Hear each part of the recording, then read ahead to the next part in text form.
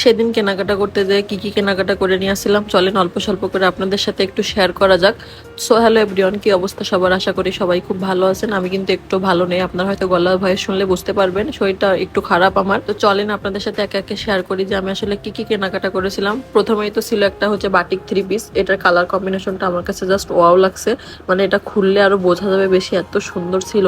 তারপরে ছিল হচ্ছে কালো আর লালের ভিতরে একটা 3 পিস। আমার কাছে মনে হয়েছে বাসায় পরার জন্য এগুলো একদম পারফেক্ট কম্বিনেশন, মানে রেগুলার ইউজের জন্য একদম খুবই ভালো। আর এই গরমে হচ্ছে বাটিক 3 পিস পরে বেশি আরাম পাওয়া যায়। আমি তো অনেক ছোটবেলা থেকে বাটিক লাভার বলা যায় আর কি, আমি যেখানে যাই বাটিকের জামা কাপড় কিনি। দেখেন বলতে বলতে কিন্তু আরো একটা বাটিকের 3 পিস কিনেছিলাম, আর যেটা ছিল গোলাপি আর সাদা, আর এখানে ছিল বেগুনি আর সাদা, এটাও কিন্তু বাটিক 3 পিস।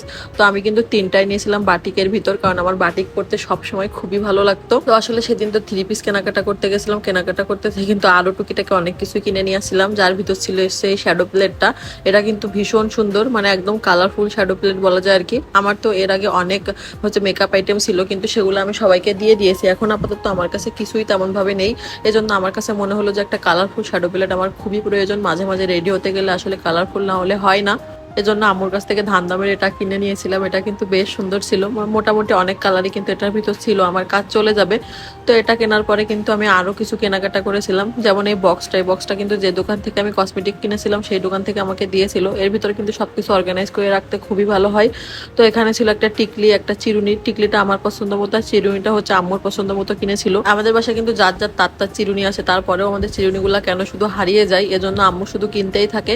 তো এটা নেওয়ার পরে আমি কিন্তু নিয়েছিলাম হচ্ছে সিয়ামের জন্য একটা ঘড়ি, কারণ সিয়াম হচ্ছে ঘড়ি ঘড়ি করতেছিল। যদিও ওর স্মার্ট ওয়াচ আছে, তারপরেও বলছিল একটা চেনালা ঘড়ির জন্য।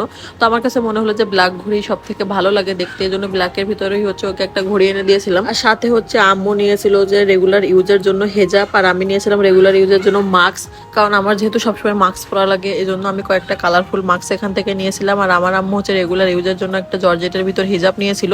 তো এই সবকিছু মিলিয়ে মিশিয়েই ছিল হচ্ছে আজকের কেনাকাটা আমাদের। তো আপনাদের কাছে আমার ভিডিও কেমন লাগে, ভালো লাগলে অবশ্যই পেজে একটা ফলো দিবেন। আল্লাহ হাফেজ।